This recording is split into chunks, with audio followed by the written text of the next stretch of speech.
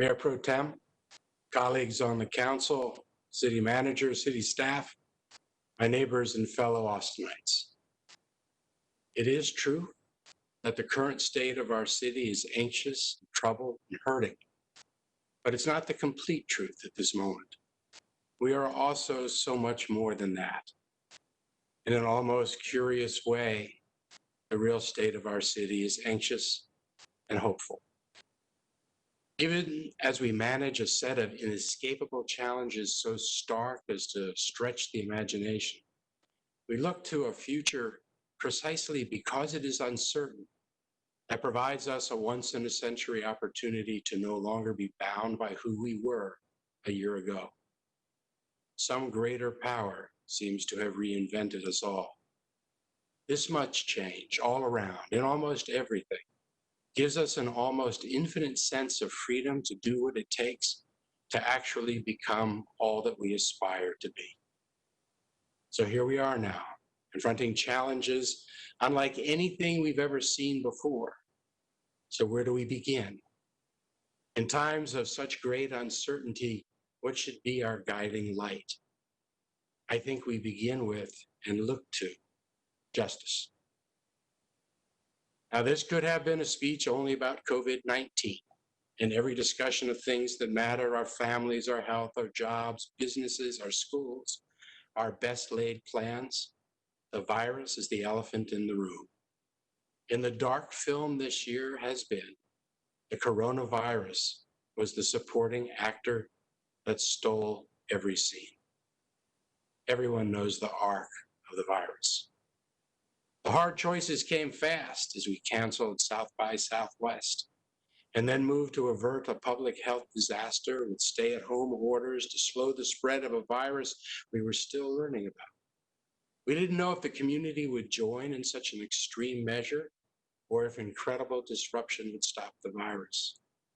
Both did. We saved thousands of lives in our city alone. I want to pause to thank, on behalf of a grateful city, Dr. Escott, Director Hayden, Juan Ortiz, Eric Carter, Dr. Myers, and Dr. Johnston, and Judge and now Senator Eckhart for having such a significant role with so many others in helping to keep us safe. We all want the local economy and our lives back as we knew them before.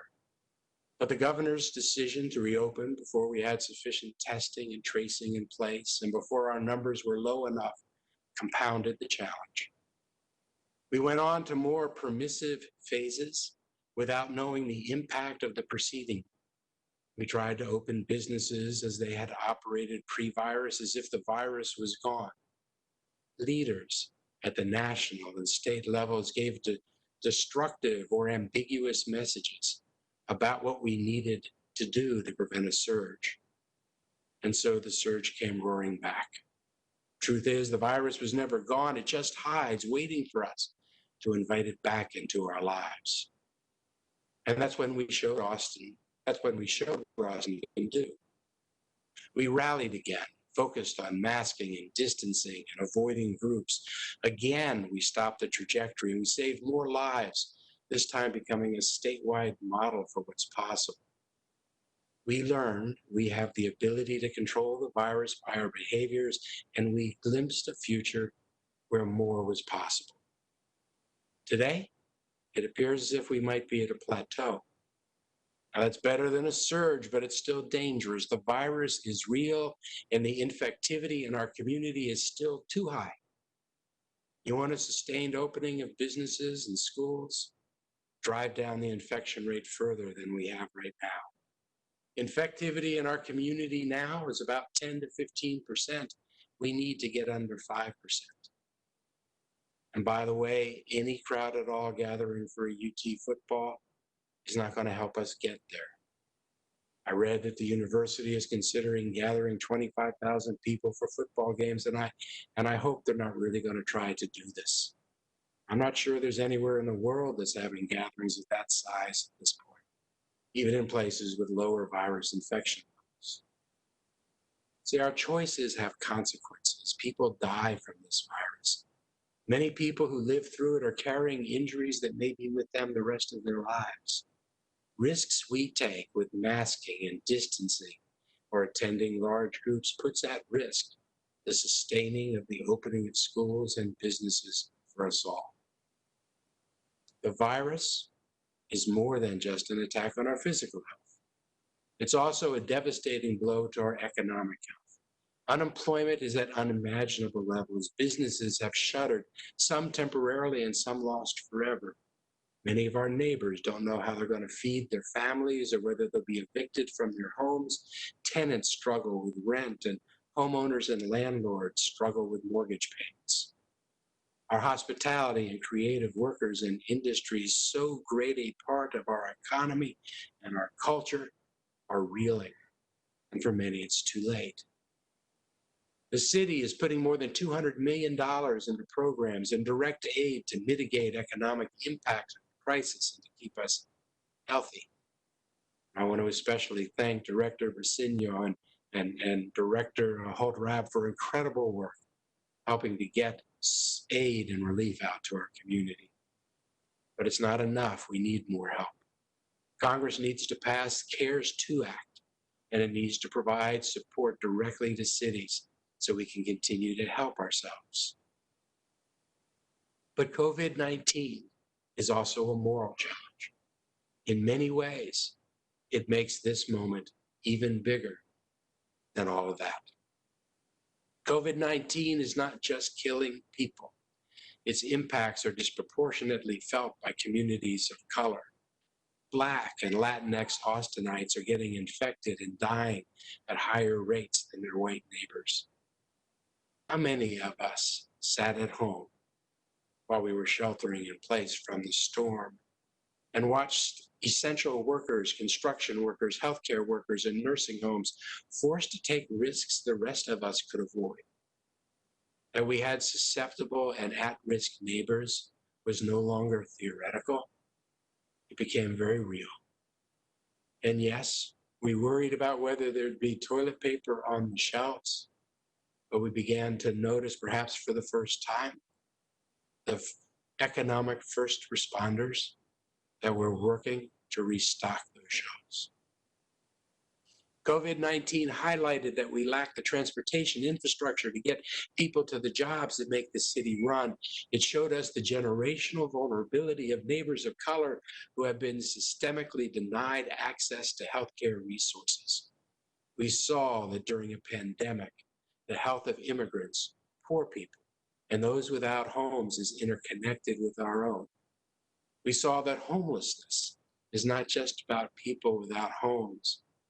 It's also about nearly 40% of those experiencing homelessness being African Americans.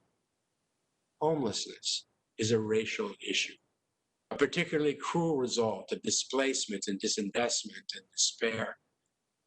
Our stay-at-home mandate revealed the housing insecurity of hundreds of thousands among us. COVID-19 made it clear how many essential workers lack access to the essentials. And as if there was any way to avoid seeing the racial contours of the COVID-19 crisis, another challenge, forever intertwined with the virus, was heartbreakingly clear and infuriatingly common. When we watched George Floyd plead for his life and call out for his mother before dying beneath the knee of a police officer, overwhelming numbers finally began to disabuse themselves of the fantasy that people of color are equally valued, protected, and safe, even by those sworn to protect us. In Austin, Mr. Floyd's death came mere weeks after the shooting of Mike Ramos, a tragedy we have yet to explain and an incalculable loss to those who loved him and to his mother most of all. We were not bystanders to the tragedy in Minnesota. Like cities around the country, we too have been living this perverse cycle of police violence, community outrage, and precious few answers. The view of the virus and of our city through the lens of justice and race is one we should not and cannot close our eyes to. We can see it everywhere around us and in everything that we do. Like the mirror that doesn't lie, this crisis is laying bare injustices that have been too easy to ignore for too long. We just haven't dealt with it. It's been a challenge too large, too intractable, too difficult. In fact, it's the kind of challenge that society can only pick up and resolve when confronted with a moment of such upheaval that fundamental change is not a choice, but it's the only option available. History tells us that sometimes it takes a monumental strategy to put us on a fundamentally different and even historically right and just path that we would not otherwise have found. Sometimes great sea changes in direction and inertia necessary for us to fundamentally and transformationally change a society's future happen only because of great disruption. Only when our current dreams seem shattered are we forced to dream anew, to see our world and ourselves differently. When we can no longer do what we have always done, we can realize the dawning of a new day and a new focus on new dreams. Let me give you two historic examples of what I'm talking about. The first is the story of Austin's dam, as related by former UT President Fenris. Seems in the late 1800s, Austin was dreaming about its future, what it would grow up to be. The leaders at the time looked enviously at the growing number of mill towns in the Northeast and how their economies were boosted by building dams and harnessing the power of water for energy to drive what they hoped would be new manufacturing. Austin, the manufacturing center of the Southwest. It didn't work that way. They built the largest dam, I understand, in the world at that time. And then a storm came and washed out both the dam and the dream. And the land surrounding the dam would never develop into manufacturing, but instead would take its place as a part of the University of Texas. From the debris of one future came the eventual realization of Austin as a city of ideas. Another example is the New Deal, rising from the Great Depression. Up until most recent times, this was the depth of economic chaos. Over 20 million people lost their jobs. We know all the stories. Out of that crisis, however, we saw the initiation of new ideas and tools that have been enshrined to this very day. Public works products and Social Security projects and Social Security, then other New Deal programs that, for the first time at such a scale, dealt with the relief for the unemployed and poor, recovery of the economy, and reform of the financial system. From these examples, we should draw courage and hope. Our history as a city and a country is one of responding to crisis with innovation, generational investments, and finding the will to correct our mistakes. And the bigger the crisis we face collectively as a community, the greater the opportunity for big ideas that represent fundamental change. We get to decide. If COVID-19 is ultimately remembered as an historical backdrop on our city's march to address justice and race and inequities as we have never done before, or whether the meanness and destruction of the virus becomes the dominant memory. Let's act boldly now to become the city that we want it to be: fair, prosperous, resilient, not despite the challenges of the moment, but because of them, because of the freedom to change direction that only comes from great change forced upon us. Let's talk about homelessness. Austin has the opportunity, the need, the obligation, and responsibility to move decisively to end homelessness in our community. Austinites living on the streets and in the woods have dramatically shorter lifespans and increased vulnerability to violence and sexual assault. For all of the discussion around this topic, no one wants this for our neighbors. Absolutely no one. For too long, though, we were content to not think too hard about it because we didn't see it. We didn't see the suffering. We didn't see the injustice. We didn't see it because we didn't want to. It made us uncomfortable. We adopted policies that were intended to move it along and to hide it.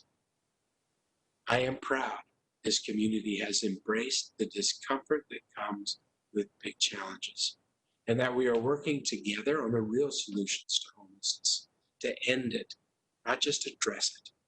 I am thankful this community rejected calls to return to a time when we asked the police to harass the least fortunate so that we could avert our attention from their needs while doing little to resolve their plight.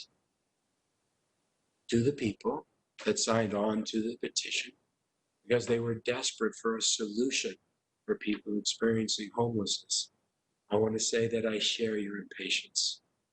Having chosen this more than just this path, though, and having rejected the false promise of cosmetic fixes, our work is incomplete unless we follow through with the commitment to house the homeless.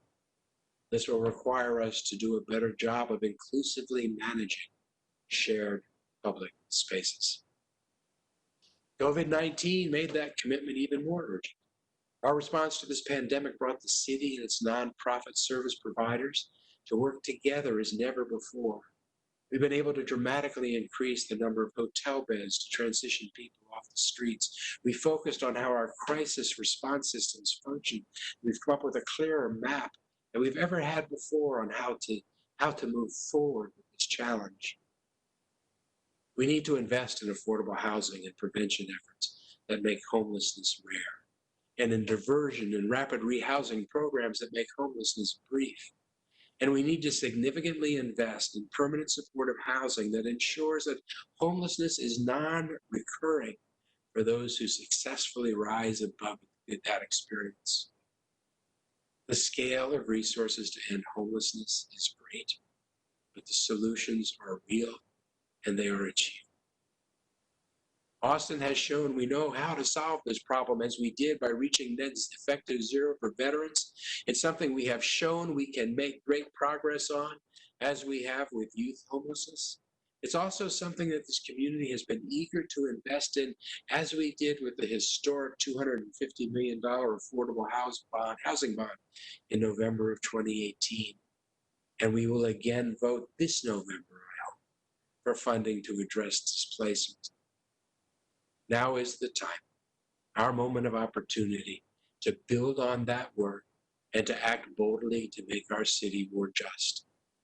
We know that 38% of our homeless population is Black, over 4 times greater than the demographics of the county as a whole. When we work to end homelessness, we are also doing the important work of addressing the symptoms of racial injustice. I want to thank Deputy City Manager Rivera Vandermeide and Director Shorter for such important work they are doing, helping to provide for those without homes. Let's talk about mobility and transportation, Project Connect. With much of the city complying with stay-at-home orders and guidelines to protect themselves and help fight the spread of COVID-19, our roads and highways seem eerily empty. Ridership on public transit plummeted. That relief from traffic was short-lived. More and more as the economy reopened or adjusted operations, congestion has returned to I-35 and MOPAC as Austin's eternal frustration. Although many fewer people were not riding our buses and commuter rail, Capital Metro was still carrying tens of thousands of riders a day. These essential workers did not have the option to work from home or the option to drive to get to the jobs that all of us needed done. In our community, far too many of the people most in need of affordable, reliable, rapid transportation to meet their daily needs and improve their lives don't have it. As a result, many are forced to spend a disproportionate part of their income on dangerous ways to get around, or they're losing time and, in too many cases, risking their lives to make use of inadequate transportation options. Project Connect is a bold transit plan for the just and accessible city we aspire to be. It certainly addresses traffic, but it'll do so much more. With light rail, a downtown transit tunnel to speed up travel, no matter what vehicular mode you choose, new metro rapid lines and vehicles, and a transition to zero emissions fleet, Project Connect will connect our entire city, creating new opportunity for Austinites, reducing our dependence on expensive personal vehicles, and save lives. The expense and burden of owning a car? Estimated to be in excess of $10,000 per year on average. Shouldn't be the price of admission to participate in our economy. Project Connect is not just a transformative mobility program for our region. It represents a generational investment in a more just and equitable access to opportunity for whole swaths of our community who live in transportation deserts. Project Connect, once fully built, will bring more frequent and rapid transportation to jobs and education and healthcare for tens of thousands of Black and brown households, the essential nurses, medical technicians, and grocery clerks, and countless others more of us have recently come to appreciate as ever before. The potential impact is enormous. Consider that over 200,000 people of color live near what will be new Metro Rapid stations. Nearly 55% of those who live near proposed orange and blue rail lines, and nearly 80% of those near the Green Line stations are people of color. Tens of thousands of households living below the poverty level do not have access to cars. Over 57,000 people in poverty and nearly 26,000 households without cars are located where we'll have new Metro Rapid stations. The Blue Line will serve over 26,000 people in poverty and nearly 10,000 zero-car households.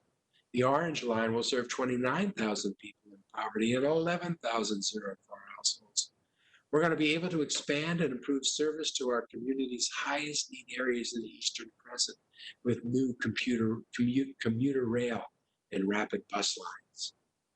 New rapid bus service on MLK and Pleasant Valley could cut transit users' commute by 30 minutes or more, giving people time to spend with their families. We must acknowledge that major transportation investments in our past have done more to deepen inequality, to segregate rather than connect, and to displace rather than benefit. We must learn from that painful past and ensure we do not repeat those injustices. We must ensure that the very communities that we intend to serve with improved transit are actually able to keep living in those areas once the improvements are in place. Along with the historic investment in transit would come a historic investment in preserving the affordability of communities near our transit investments. Banking land for affordable housing before gentrification takes hold, building thousands of new, permanently affordable homes, preserving existing affordable homes. New programs developed collaboratively with residents of the neighborhoods impacted to keep people in their homes. No other city has embarked on a project of this magnitude in a way that learns from the mistakes of the past and makes real, meaningful investments to ensure equitable outcomes. In November, I hope and I believe our council will give voters the chance to right many transportation wrongs in an historically grand way. And I want to thank Assistant City Manager Fiandaca and Director Canale and Cap Metro Executive Director Clark and its Board Chair Wade Cooper for helping to shepherd this initiative so well and positioning our community for this action. Let's talk about policing in the budget. And let's think big. What if we really wanted to make our cities safer? And we're willing to press the horizons. Are we really willing to engage in the reimagining of policing if it could make us safer?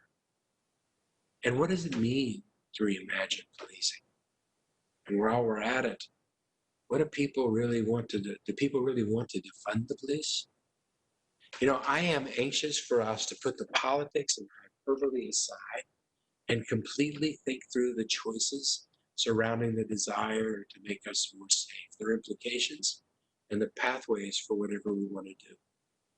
For example, why is it that we expect our police officers to be our first option in responding to mental health disruptions? It seems that too many of these police calls don't go well. Why don't we expand the availability of mental health professionals so that the police role is one of backup in case these professionals need help? If we could farm much of this activity out to these others, we might not need as many police officers. We should find out. So many people ask me if they should call 911 or 311 for their issue. I'm not always sure the answer. But maybe another question is, why do we need two different sets of operators? What if there was only one number or one set of operators trained to immediately forward every call to where it's supposed to go? Or maybe if the 911 operators were not in the police department, fewer of the calls would be sent to the police. Maybe the police department and the taxpayers could save some money, even while the public is getting better in touch with the right person, if we no longer made the police department pay for 911. We should find out. For the last several years, our local law enforcement leadership, working with criminal justice attorneys, has been examining whether to put civilian scientists and doctors in charge of an independent forensic lab. Maybe that would help with the perception of impartiality. Maybe the court should be paying for this work rather than it coming out of the police budget. We should find out. Some have suggested that we should explore whether internal affairs would be better able to do its work if its investigating officers were not part of the same police force they're expected to investigate. And should the police department have to pay for that? We should find out. What about the academy, where prospective police officers receive their initial training? About half of the curriculum is set by the state, but about 500 hours of instruction are directed by us locally. Do you think we should consider redirecting our half of the training to much more intensive training on issues like mental health intervention? Would the training be more responsive to the community generally if the academy administration were civilians and police officers served as adjunct professors? And if so, would it really need to be the police department that paid for this? We should find out. One of the areas where we have too much violent crimes associated with family violence.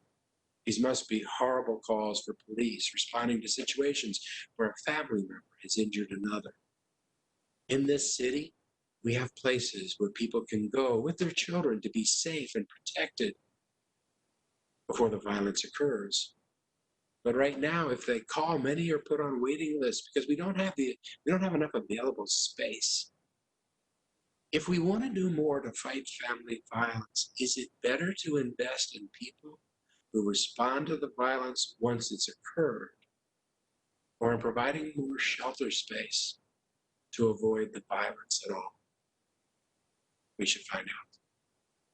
It seems like many, if not most, calls answered by the police and the fire department, for that matter, are health-related calls. This is what EMS does. Maybe they're more trained for this type of call. Maybe increasing the number of EMS personnel would mean there'd be less we'd be asking the police department to do. Maybe such a change in who responds to medical calls might save the taxpayers money. We should find out. These are the kinds of things that are involved in reimagining police. Reimagining how we deliver public safety. You know, I'm really looking forward to the continued conversation with my colleagues and the city manager and staff on these items next week. But here's what I'm thinking might be the way to go next week for me. I support engaging in the reimagining of the police department and how we achieve public safety in many different ways. I support the process that City Manager Kronk, the Deputy City Manager Rivera Vandermeide, and Director Muscadin have put into play to evaluate, together with the community, ideas such as those I just went through, including whether and how any idea makes sense and how it would be achieved. And thank you for this work. This concept is gaining some acceptance in large part because you are trusted. So I thank the three of you. That's quite something in this day and age. I do not see how we actually make any of the things happen right away. If we want real transformative change, we have to be prepared to do the work necessary. This will take all of us working together, digging deep, resolving conflicts, removing barriers, being our most creative, innovative, and adaptive. For some things, the path seems more clear. Ultimately, there will be no lasting reimagination realized and sustained without putting in the time, resources, and deliberation. These are important decisions. This reimagining process, however, has to happen fast, and some of the ideas have to be moved on now. To demonstrate the seriousness of this inquiry and to provide greatest transparency, I support removing elements, such as those I just talked about, from the police budget now and putting them into a transition budget category. If you put in the things that I've listed, that transition budget would contain well over $100 million in elements that are currently in the police budget. And then to make sure that we actually do the work to evaluate, recommend, and be ready to execute where appropriate, I support only authorizing expenditures out of the police budget and the transition budget for 6 months. That would mean in 6 months, none of these budgets would be funded without council affirmative action, creating in essence a second budget process in 6 months on these matters. There would also be no need to wait 6 months for budget amendments if they are ready, or if a council member wanted to bring one more quickly. I believe that the academic curriculum lacks sufficient confidence in the community that it will move police personnel to the kind of culture and approach most desired. And we don't know how long it will take us to get that right. Therefore, I do not see how at least the November Academy class can go forward as planned. This is difficult for me because I believe that the Academy is the best way we have to place culture change agents among our officers. And these cadet classes provide us with our best opportunity to diversify our force. We need to examine appropriate force levels today as part of any reimagining that gets executed, where functions inside the police department are undertaken elsewhere or handled in ways that are intended to provide increased public safety. And we need to better understand in the next few days the overtime reserves to see if there are monies there that could be moved to mental health intervention that still needs funding or to increasing capacity of EMS. And finally, from at least a purely public safety perspective, we need to commit to funding and operating more transition and permanent supportive housing for those without homes and those that need a safe place to go. I want the demonstrators and the marchers and the advocates to know how much I respect, admire, and appreciate their efforts to impact the debate that we're having at City Hall. It's made a significant difference in the nature and substance of the conversation that we're having, and I hope that this commitment portends well for an incredibly high turnout at the polls in November, something to which we should all commit. And I want our law enforcement officers to know that your mission and your safety is paramount with me and this council. I know that discussions that center around considering new and different ways to achieve safety can be heard by some as an indictment of performance. I can't help what others say. I do know that the conversation among the dais is focused only on our joint mission, you and us, to find the best ways to keep our communities safe. The discussion I hope we have over the coming few months is one in which I hope you participate, because there is so much for all of us to learn. Finally, on this subject, I want to address police department leadership. The discussion that we're having in Austin about trying to find the best ways to provide for public safety is the same as is happening all over the country. We need partners and advisors in this search that are open to exploring and building on new ideas. We need the full data to be presented so it can be objectively considered. We need not only an openness to consider change, but a keen desire to move past the status quo and to look at public safety more broadly, and even mainly focusing on ensuring that we are best equipped to deal with unsafe moments after they occur. We need more than just a willingness to accept change if it happens.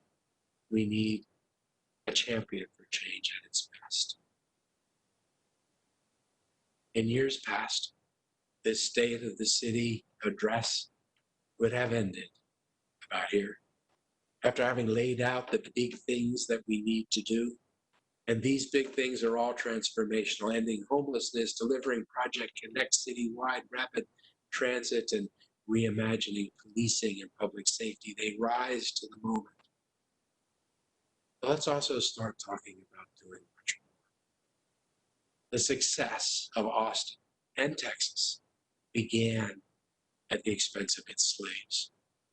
The first census in 1825 showed Austin with 450 slaves, 35% of the total population count. By 1860, the number of slaves were increasing faster than the population at large. The colonization laws gave settlers up to 4,605 acres of land and an additional 80 acres of land for each slave they had, but no land for slaves. Blacks were kept from voting in 1902 in the poll tax, segregated on public transportation in 1906, prevented from voting in primaries in 1923, and we all know in 1928 Austin adopted a land plan that forced African Americans to leave their homes and move to the east side of town, and in 1932 we passed ordinances that moved nearly all of those that had not yet been forced to move. A century and more of deliberate segregation, compounded by a lack of investment over generations, and our own local version of the institutional racism, have had disastrous and completely predictable results: extreme wealth and wage disparities. Poverty rates for Travis County Blacks and Hispanic residents are 2.5 times greater than the poverty rates for whites. In Travis County, 28% of all people under the age of 65 who are low income have no health insurance, with Hispanic residents most likely to be uninsured. While Black residents account for 8% of the total adult population, in Travis County, 23% of all people booked into the Travis County Jail are Black. A recent report by the Urban Institute and the Center for Policing Equity finds that Black motorists are 4 times more likely to be arrested after being stopped by the police department as white motorists. These statistics reflect not a deficit of ability or ambition, effort, but rather a shameful combination of racist policy, compounded by decades of inattention and disinvestment by Austin's privileged, mostly white leadership over the ensuing generations. We've done a lot to address some of the vestiges of institutional racism and system inequities. I appreciate the work of Professor Pierce Burnett for the work she did with the task force on that subject. She's leading an incredibly wonderful university on the east side of town in Houston-Tillotson. We should all be thinking about providing greater support for that gem in our city, because none of us are doing enough. Our pre-pandemic economic success and stratospheric growth hid and thus delayed the magnitude of the reckoning with Austin's legacy of racism and systemic inequity that's really required. We have been taking concrete steps, but moving too slowly, and people are suffering as a result. We have to acknowledge the roadblocks to prosperity for people of color in Austin were set intentionally, and their impacts will be felt for generations unless we act. We must harness the energy of disruption to remake Austin as a city of real opportunity for all. It's going to require a commitment by each of us to address affordability and displacement crisis, to expand healthcare options and transportation infrastructure to every corner of the city, to ensure that our institutions are just and equitable, and we more appropriately divide the pie. I'm adding my voice to those mayors across the country who are calling on Congress to develop and execute a national program of restitution for descendants of slaves in this country, to address the yawning chasm of wealth gap between Black Americans that began with slavery and has widened over generations through Reconstruction, through the shameful scourge of Jim Crow, and remains an insidious force to this day. But we also must do the work here. We would not be alone in this work. Cities around the country, Asheville, Providence, Durham, Tulsa, and others, are owning up to the physical, emotional, and economic violence visited upon people of color by the communities they call home. And tonight, I'm asking council in the community to begin planning a pathway to atonement and restitution. There is already movement in this direction in our community, and we should support those that are trying to find the way forward. It's going to require us to be intentional about addressing our history and righting the wrongs. It is the work of saying, as we do, Black Lives Matter. I believe COVID-19 will eventually be overshadowed by the big ideas that it's helping put in place. But even more important will be why and how we do the big things.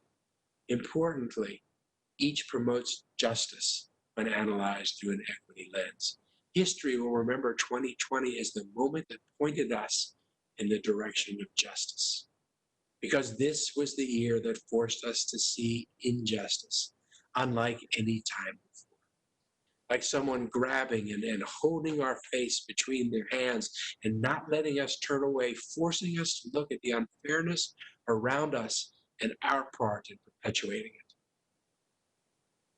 Last year, as I gave the state of the city, I stood at a podium in City Hall chambers and said, race issues remain our most significant equity challenge. This was a year ago. Do you think those words resonated then the way that they do today? There is no justification, I said then, for having a 10-year differential in life expectancy depending on whether you live on the east or west side of town. And that was before the coronavirus. The truth is that last year, we had yet to really grasp the enormity of the opportunity gulf that separates our neighbors of color from many of their white counterparts. 2020 has thus far been a troubled year. I believe it will turn out to have been the kind of necessary trouble that Congressman John Lewis exhorted us to make in the name of progress. Never has the resolve been so great to live in a more fair and more just society than it is today.